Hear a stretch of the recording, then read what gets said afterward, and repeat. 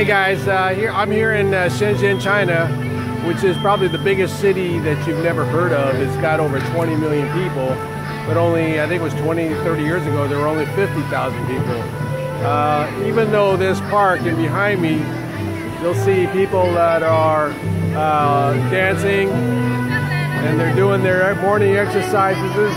It's probably my life in 10, 15 years, but not here in China.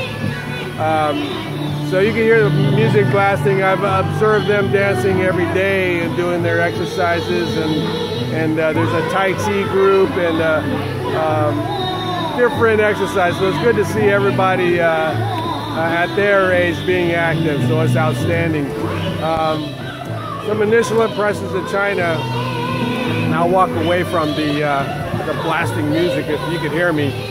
But one of the first things that happened when I first came to China was I took a picture of the immigration's customs line, just as hey, here's welcome to China, and I was in the foreigners line, and when I took a picture, a security guard came up to me and told me to shut it down, but I also shut it down, made me delete it and watched me delete it to make sure that I was done.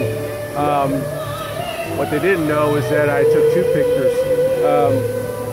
But I deleted one. First observation, there's a zillion people here, and everybody walks. Not a lot of people have their own cars. Either take the bus, ride a bicycle, or they walk. There's no scooters here because it's against the law to have a scooter in town here, so it's not quite what Taiwan was with as many scooters as there were people.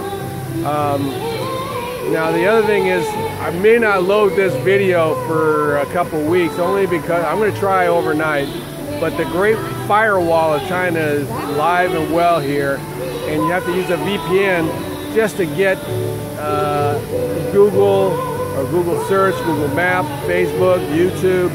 You have to use a VPN, which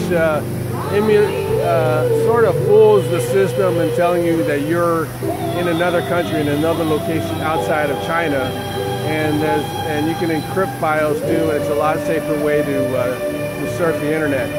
But so if you get this and it gets through, I'm lucky, because even with the VPN and fooling the internet thinking I'm outside, the internet works at a snail's pace. And what I mean is, recall the days that we had phone modems and dial-ups.